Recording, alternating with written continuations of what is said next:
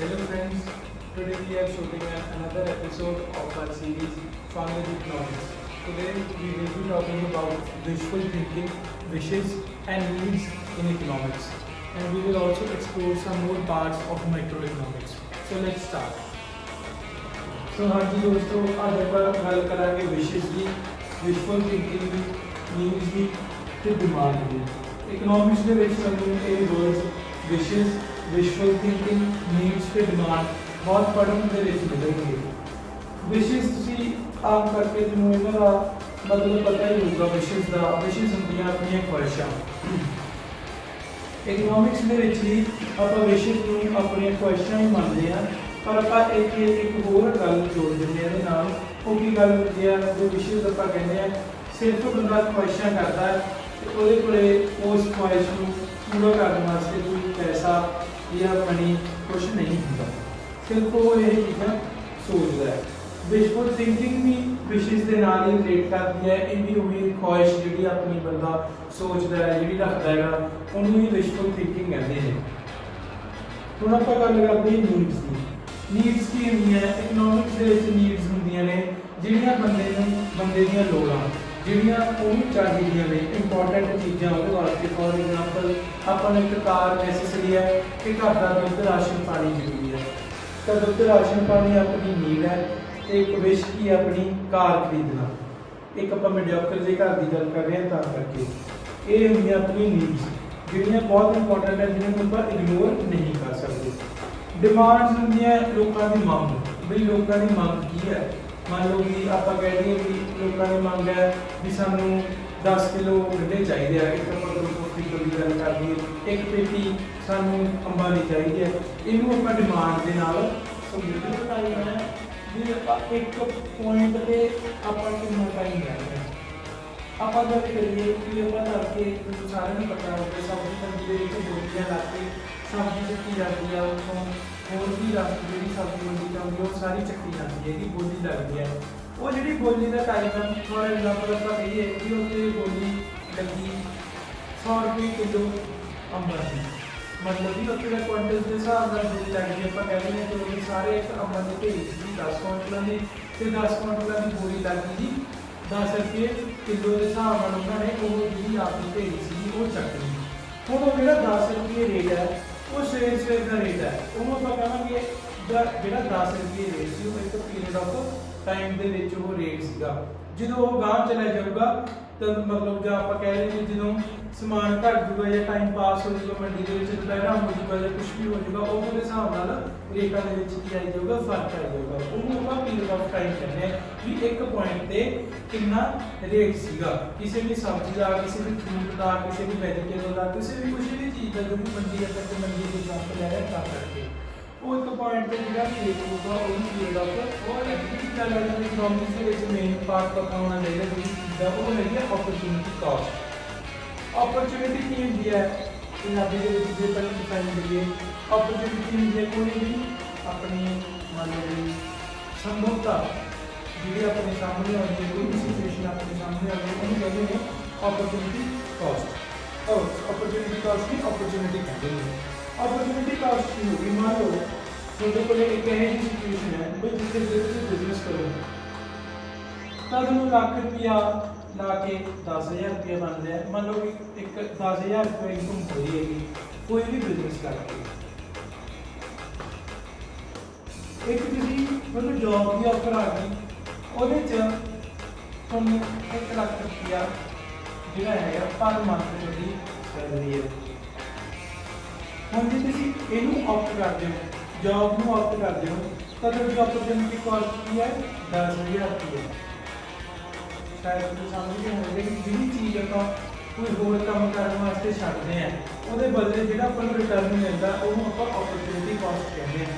ਅੱਗੇ ਚੱਲਦੇ ਆ, ਮੰਨ ਲਓ ਇੱਕ ਹੋਰ ਜੌਬ ਹੈ, फिर उस जॉब के 50,000 रुपया सैलरी पर मंथ मिलती है।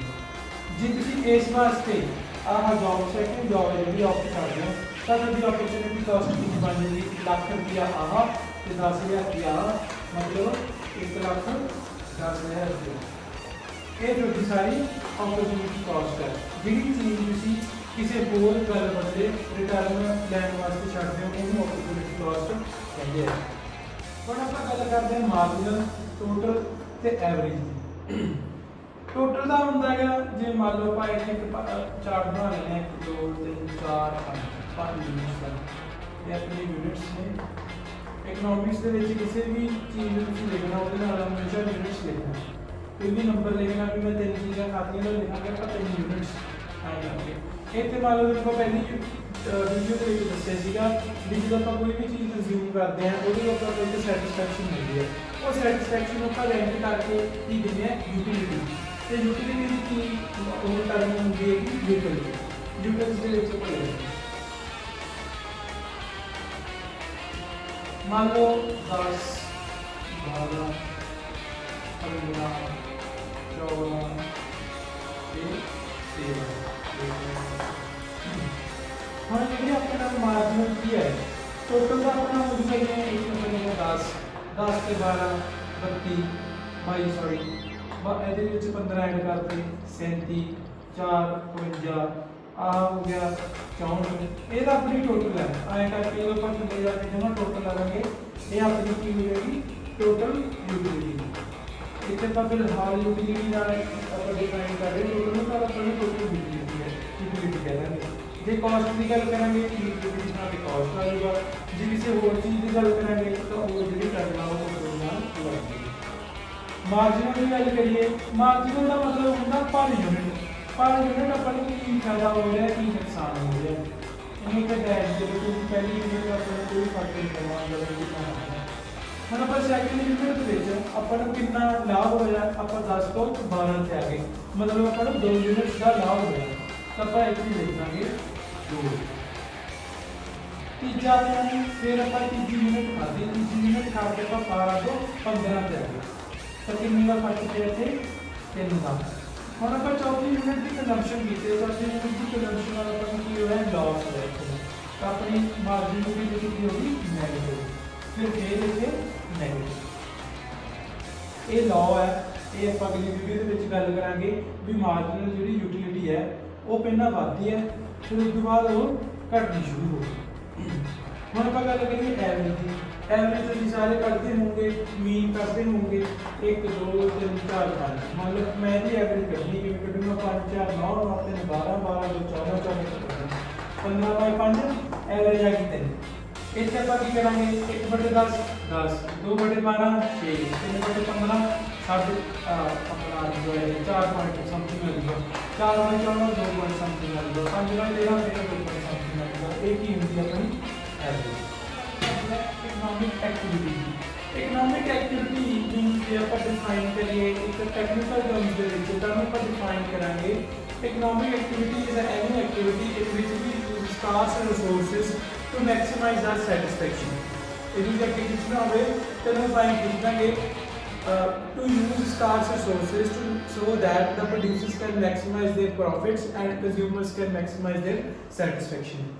ਹੁਣ ਇੱਥੇ ਕੀ ਗੱਲ ਹੋ ਰਹੀ ਹੈ scarce resources ਦੀ। scarce ਹੁੰਦਾ ਹੈ ਬਹੁਤ ਘੱਟ। ਹਮੇਸ਼ਾ ਜਦੋਂ ਵੀ ਆਪਾਂ ਇਕਨੋਮਿਕਸ ਦੇ ਵਿੱਚ ਗੱਲ ਕਰਨੀ ਹੈ ਆਪਾਂ ਇਕਨੋਮਿਕਸ ਦੇ ਵਿੱਚ ਕੀ ਗੱਲ ਕਰਨੀ ਹੈ ਆਪਾਂ ਇਕਨੋਮਿਕਸ ਦੇ ਵਿੱਚ ਬੈਲੈਂਸਿੰਗ ਦੀ ਗੱਲ ਕਰਨੀ ਹੈ। ਬੈਲੈਂਸਿੰਗ ਕਾਹਦੀ ਕਰਨੀ ਹੈ ਆਪਾਂ ਲਿਮਿਟਡ ਰਿਸੋਰਸਿਸ ਦੀ। ਕਿਉਂਕਿ ਆਪਾਂ ਮੰਨ ਕੇ ਚੱਲਦੇ ਹਾਂ ਵੀ ਆਪਣੇ ਕੋਲੇ ਬਹੁਤ ਘੱਟ ਰਿਸੋਰਸਿਸ ਨੇ ਅਤੇ ਆਪਾਂ ਉਹਨਾਂ ਰਿਸੋਰਸਿਸ ਨੂੰ ਐਂ ਯੂਜ਼ ਕਰਨਾ ਵੀ ਆਪਾਂ ਸਭ ਕੁਝ ਆਪਣਾ ਮੈਕਸਿਮਾਈਜ਼ ਕਰ ਸਕੀਏ ਚਾਹੇ ਜੀ ਉਹ ਪ੍ਰੋਫਿਟਸ ਨੇ ਚਾਹੇ ਜੀ ਉਹ ਸੈਟੀਸਫੈਕਸ਼ਨ ਲੈਵਲਸ ਨੇ ਆਪਣੇ। ਪਰ ਇਕਨੋਮਿਕ ਐਕਟੀਵਿਟੀ ਦੇ ਵਿੱਚ ਹੋਰ ਕੀ ਕੁਝ ਆ ਸਕਦਾ ਜਾਂ ਹੋਰ ਕੀ ਆਪਾਂ ਇਹਨੂੰ ਕਿਵੇਂ ਡਿਫਾਈਨ ਕਰੀਏ ਕੀ ਸਬ ਪਾਰਟਸ ਬਣ ਸਕਦੇ ਨੇ। ਪਹਿਲਾ ਇਹਦਾ ਸਬ ਪਾਰਟ ਬਣਦਾ ਪ੍ਰੋਡਕਸ਼ਨ।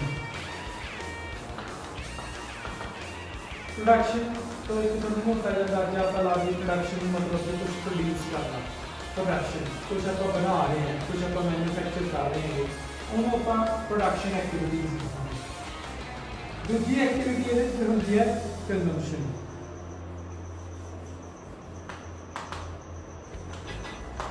कंजम्पशन जिहड़ियां आप चीज़ें प्रोड्यूस कीतियां हुण उन्होंने आप कंज्यूम भी करांगे हुण उत्थे आप कह देंगे कंजम्पशन। तीजा ਇਹਦੇ ਵਿੱਚ ਹੁੰਦਾ ਫਾਈਨਾਂਸ। ਹੁਣ ਇਸ ਦਾ ਮਤਲਬ ਹੈ ਪ੍ਰੋਡਕਸ਼ਨ ਨੂੰ ਚਲਾਉਣ ਵਾਸਤੇ ਪੈਸੇ ਦੀ ਲੋੜ ਪਊਗੀ ਤੇ ਜਿਹੜਾ ਫਾਈਨਾਂਸ ਆ ਉਹ ਵੀ ਇੱਕ ਮੇਜਰ ਪਾਰਟ ਨੂੰ ਕਰਦਾ ਹੈਗਾ ਜੋ ਤੁਹਾਡੇ ਸਕੋਪ ਆਫ ਮਾਈਕਰੋ ਇਕਨੋਮਿਕਸ ਦੀ ਕੋਈ ਬੜੀ ਲੰਬੀ ਚੌੜੀ ਗੱਲ ਨਹੀਂ ਹੈਗੀ ਸਕੋਪ ਆਫ ਮਾਈਕਰੋ ਇਕਨੋਮਿਕਸ ਬਸ ਇਹ ਚੋਂ ਗੱਲਾਂ ਨੇ ਜਿਹੜੀਆਂ ਆਪਾਂ ਮਾਈਕਰੋ ਇਕਨੋਮਿਕਸ ਦੇ ਵਿੱਚ ਪੜ੍ਹਨੀਆਂ ਨੇ ਆਪਾਂ ਕੀ ਪੜ੍ਹਨਾ ਸਾਰਿਆਂ ਤੋਂ ਪਹਿਲਾਂ ਆਪਾਂ ਥਿਊਰੀ ਆਫ ਡਿਮਾਂਡ ਪੜ੍ਹਨੀ ਹੈ ਥਿਊਰੀ ਆਫ ਡਿਮਾਂਡ ਦੇ ਵਿੱਚ ਕੀ ਆਊਗਾ ਡਿਮਾਂਡ ਦੀ ਡੈਫੀਨੇਸ਼ਨ डिमांड की हुई है डिमांड में डिमांड कदों समझा जाऊगा क्योंकि आप पहले गल की विशेष की यूनिट की तो डिमांड की तो इतने पर गाँव में फर्दर डिमांड में वो डिवाइड करा डिफाइन करा भी डिमांड कितने तरीकों की होंगी है डिमांड के होर की कुछ आ जाता है डिमांड के लॉज की कुछ ने ये सारा कुछ आप थ्योरी ऑफ डिमांड के पढ़ेंगे फिर आ जाऊगी production theory of production theory of production के की पढ़ेंगे थ्योरी ऑफ प्रोडक्शन आप पढ़ेंगे भी कदों आप अपना प्रोडक्शन है जी कितने आप बंद करनी है कि गुड्स तो बाद अपन लॉस होने लग जूगा कि गुड्स से अपन अपनी मशीनरी जी हैगी वो चेंज करनी पड़ेगी ये सारा कुछ आप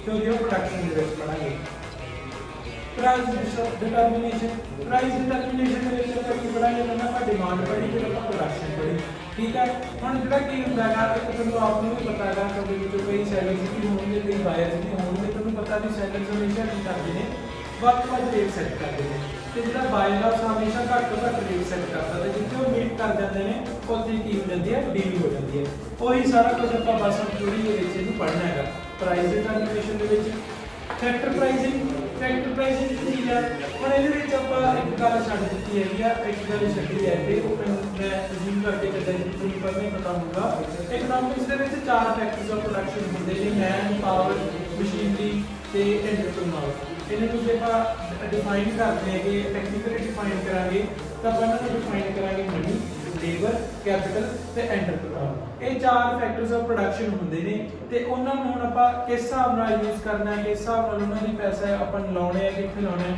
उन्होंने आपां सारे नूं फैक्टर प्राइस पढ़दे हैं माइक्रो ते मैक्रो इकनॉमिक्स दे विच माइक्रो दे विच आपां की पढ़ांगे इंडिविजुअल्स ते इहदे विच आपां की पढ़ांगे इंडस्ट्री एक मेजर पॉइंट याद रखना हमेशा भी जो माइक्रो इकनॉमिक्स आप स्टडी कर रहे हैं अपने जो मैक्रो इकनॉमिक्स के फैक्टर्स ने वो कॉन्स्टेंट रहने मतलब उन्होंने नजर के नहीं लगे हम देखा कर रहे हैं आई सिमिलरली जो मैक्रो में होगा जो मैक्रो पढ़ांगे जो माइक्रो के फैक्टर्स ने वो की हो जाएंगे कॉन्स्टेंट बाकी आप स्कोप जो स्कोप की पढ़े डिमांड एक पढ़ा एम्प्लॉयमेंट इतने पढ़ी प्रोडक्शन एक अपन पढ़ांगे अपना यही पढ़ांगे इनकम थ्योरी ऑफ इनकम पढ़ांगे जी एक उसके बाद आप प्राइस डिटर्मिनेशन पढ़ांगे तो ये आप की पढ़ांगे how to balance unemployment and how to balance unequal income यही इसका डिफरेंस है बस माइक्रो ते मैक्रो का